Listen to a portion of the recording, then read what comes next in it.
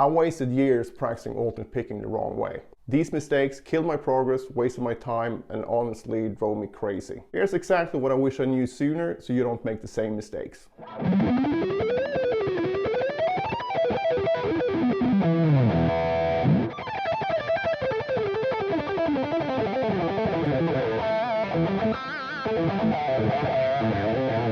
When I started practicing alternate picking, I was obsessed with speed. Every day my goal was to beat yesterday's tempo. I thought faster meant better, even if my playing sounded sloppy. I tricked myself into thinking that speed was progress. Then one day, I recorded myself with a cassette player, since this was back in the 90s. Hello, Grandpa. When I listened back to that tape, I was actually shocked. My playing sounded terrible, rushed, messy, and super sloppy. Nothing like I imagined it while I was actually playing. So this was a huge wake-up call because I realized that my fast playing was basically just noise. After that, I changed everything. I started practicing slowly, making sure every note was clean. My only goal was accuracy. The funny thing was, after focusing on accuracy for a while, the speed started to come naturally. Another big mistake I made was constantly changing my picking technique to copy my guitar heroes. I'd read a guitar magazine with John Petrucci or Paul Gilbert and then immediately switch my entire picking approach to match theirs. After a few weeks, I would be into Yngwie and then I would try to copy his style of picking and basically starting again from scratch. I genuinely believed that their way was the correct way, but I just ended up spinning my wheels and never really improving. Eventually, I realized the obvious truth. I'm not Paul Gilbert, I'm not John Petrucci, and I will never be Yngwie. My hands, my fingers, my wrist, everything is unique to me. When I finally stopped chasing other people's picking style and did what was more natural to me, everything got way easier. My technique immediately improved because I wasn't fighting myself anymore. The lesson here isn't to stop learning from your heroes. Of course you should study them, but don't copy them exactly. Your hands, just like mine, are different and your body mechanics will also be slightly different. Learn the principles, experiment, and then settle into what's natural for you. Trust me, you'll save years of frustration. Another big mistake was practicing technique only through licks. The problem with this approach is that we naturally tend to play each lick the same way every time. This made my picking technique imbalanced. I became comfortable with certain picking motions like outside picking, and then really weak on others like inside picking. My fretting hand also got uneven. Some combinations felt really natural, while others felt really awkward. I eventually realized that the licks had become comfort zones and they were masking weaknesses. When I would try new unfamiliar phrases or try to improvise, my picking would break down completely, exposing big gaps in my technique. To fix this, I stopped relying on only licks and started practicing exercises that targeted specific weaknesses. I made sure to practice both inside picking and outside picking, awkward finger combinations, and pretty much anything that I used to avoid when I was just working on licks. This balanced approach finally made my picking feel reliable everywhere.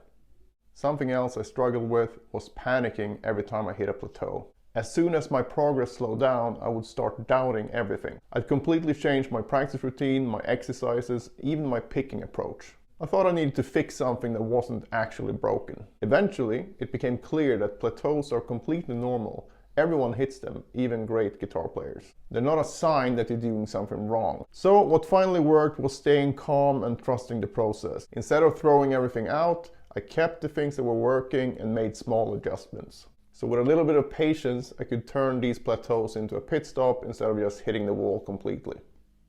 I spent way too much time comparing myself to famous guitar players. I'd read interviews and think Paul Gilbert was playing incredible things at age 17. Petrucci had incredible speed in his early 20s. Not even mentioning Yngwie, who was barely out of his teens when he became the next big guitar sensation after Eddie Van Halen. I started at 14, so I would be looking at myself and my progress and always feel that I was behind. It finally hit me that comparing my journey to someone else's was pointless. All these great players had completely different lives, backgrounds, and opportunities. My progress didn't have to look like theirs. I learned to focus only on my own progress. Instead of measuring myself against these guitar legends, I measured where I was last month or last year. Doing this kept me motivated and I could enjoy each step forward.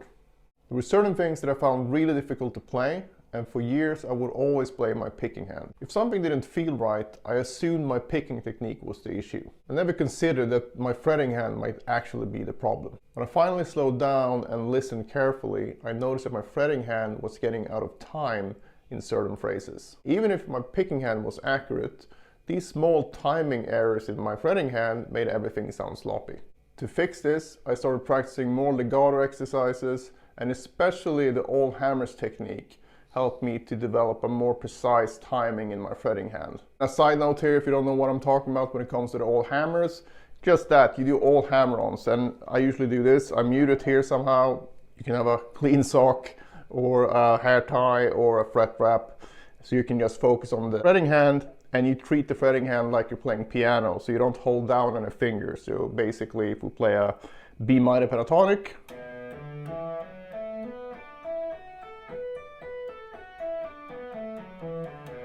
and you're gonna notice, especially when going from right to left, if the timing is off, it's not gonna sound very good. In fact, it might not sound at all. Now I have a lot of videos here on my channel where you can find different practice routines that uses the all hammers approach. If you haven't tried it, it's a real game changer for your overall technique, so don't disregard it, even if it might feel weird initially.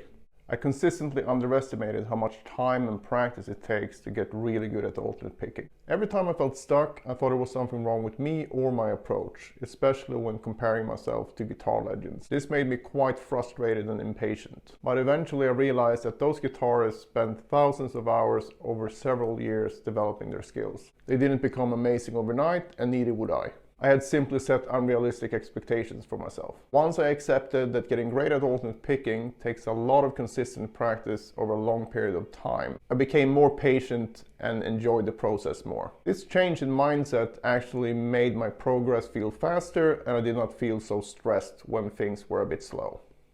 These were the mistakes that cost me a lot of time and frustration when it comes to alternate picking. If you're making some of these mistakes, that's good news. You can apply the lessons that I learned through hard work and practice over a period of years right now to your playing, and I'm sure you will notice a big difference. Let me know in the comments which of these mistakes you recognize the most in your own playing. And one last thing, if you're serious about improving your alternate picking or any other area of your guitar playing, check out my guitar personal training program. It's personalized coaching with me, designed around your goals and struggles.